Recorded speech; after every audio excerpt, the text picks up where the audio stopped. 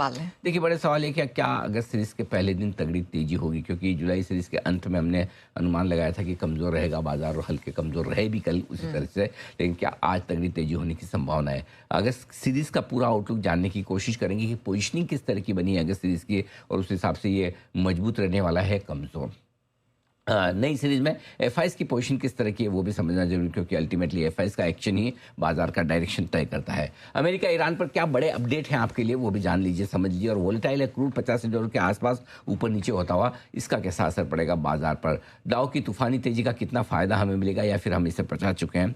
मजबूत आईआईपी आंकड़े आए हैं 23 महीनों की ऊंचाई पर, इससे कितना जोश बढ़ सकता है। गैप अप ओपनिंग की तैयारी है, लेकिन उसके बाद और बढ़ेंगे या फिर आएगी हल्की प्रॉफिट बुकिंग। एफआईज और डीआईज दोनों की खरीदारी के आंकड़ों का होगा पूरा विश्लेषण। वहीं गैप अप ओपनिंग के बाद हमने जो कल बीटीएसटी की पोजीशंस में आपको खरीदारी करने की राय दी थी, क्या वहां पर आपको प्रॉफिट बुकिंग करनी चाहिए? क्या आज बैंक निफ्टी तेजी की लीडरशिप ले सकता है या रहेगा बैक सीट पर? बड़े ब्रेकआउट के बाद आईटी इंडेक्स में कितनी मजबूती बनने की और संभावना है, इसको भी जाने समझे। चलिए, ढेरों बड़े सवाल हैं यहाँ पर, लेकिन सर सीरीज के पहले दिन क्या हम तगड़ी तेजी के लिए तैयार हैं? आमतौर पर सीरीज के पहले दिन अच्छी तेजी होती है और उसके लिए हमें तैयारी रखनी भी चाहिए, और उसके संकेत आपको गिफ्ट निफ्टी से अब आ रहे हैं, लेकिन इसका अनुमान हमने कल दोपहर में भी दिया था 2 बजे, और हमने इसलिए कहा भी था कि आपको बीटीएसटी आज करके जाना चाहिए, क्योंकि आपको कल एक बढ़िया गैप अप मिल सकता है। और उसका कारण ये है नेहा कि पिछली 10 में से 9 सीरीज में निफ्टी पॉजिटिव रहा है पहले दिन, और पिछले 10 में से 8 सीरीज में बैंक निफ्टी पॉजिटिव रहा है पहले दिन। तो अब तक का ट्रैक रिकॉर्ड अगर आप देखेंगे तो पहले दिन पॉजिटिव रहने का है। पिछले 10 सीरीज में से सिर्फ एक सीरीज के पहले दिन, वो थी जून की सीरीज, उस दिन निफ्टी नेगेटिव रहा, वो भी कितना, सिर्फ 6 पॉइंट। तो इफेक्टिवली सीरीज के पहले दिन बाजार घटते नहीं है, कम से कम आप ये कॉन्फिडेंस रख सकते हैं।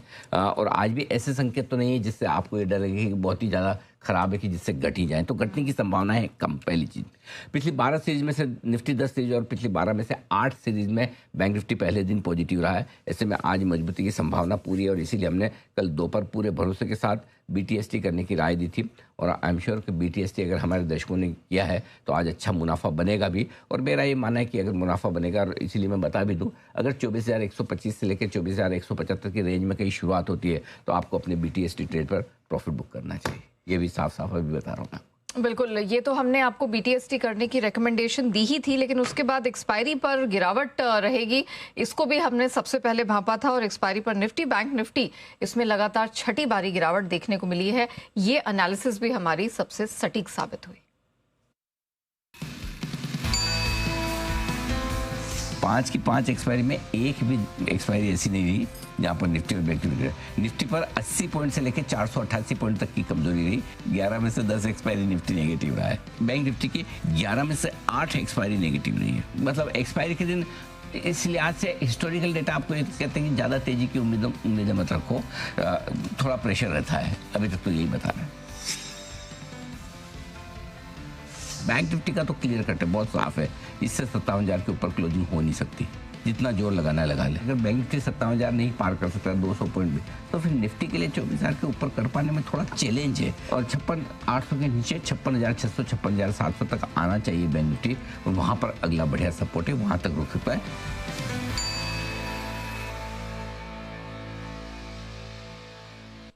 सर, इस सीरीज को लेकर क्या व्यू है? क्या अगस्त सीरीज में अच्छी स्ट्रेंथ के लिए हम तैयार हैं? अगस्त सीरीज के लिए यहाँ देखिए, मैं बता दूं, उससे पहले कुछ डेटा इंपॉर्टेंट है, पहले वो समझ लीजिए। जुलाई सीरीज में निफ्टी 120 पॉइंट ऊपर बन हुआ, लेकिन बैंक निफ्टी घटकर बन हुआ है करीबन 787 पॉइंट। ठीक है, लगातार छठी सीरीज में एक्सपायरी के दिन निफ्टी बैंक निफ्टी जैसा उम्मीद के मुताबिक टूटे थे, और इसलिए हमने सलाह भी दी थी कि आपको वहाँ थोड़ी बिकवाली कीजिए। अगस्त सीरीज की शुरुआत में निफ्टी का जो रोल ओवर है वो 1,80,00,000 शेयरों से घटकर 1,35,00,000 शेयरों के आसपास है, यानी कि अगस्त सीरीज में रोल ओवर कम हुए।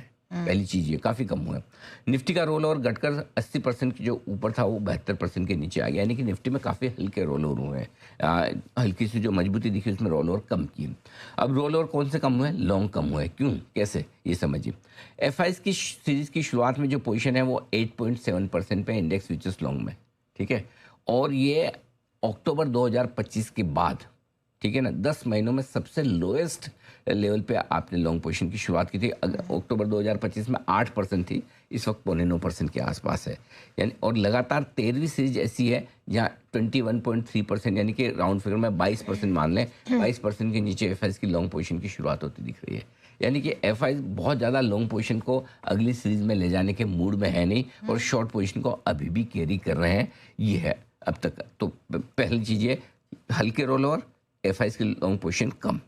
अगस्त सीरीज का आउटलुक अब देखिए, अगस्त सीरीज का बाजार में प्रदर्शन मिला जुला रहता है। अगस्त सीरीज से अगर आप संकेत लेने की कोशिश कर रहे हैं तो आपके लिए यही संकेत है सबसे बड़ा कि इसका कोई संकेत नहीं है। वो इसलिए कि पिछले 5 में से 3 सीरीज और पिछले 10 में से 5 सीरीज पॉजिटिव रही है निफ्टी के लिए। अब बोलो 5 में से 3 और 10 में से 5 बराबर का मामला है ना, बराबर है।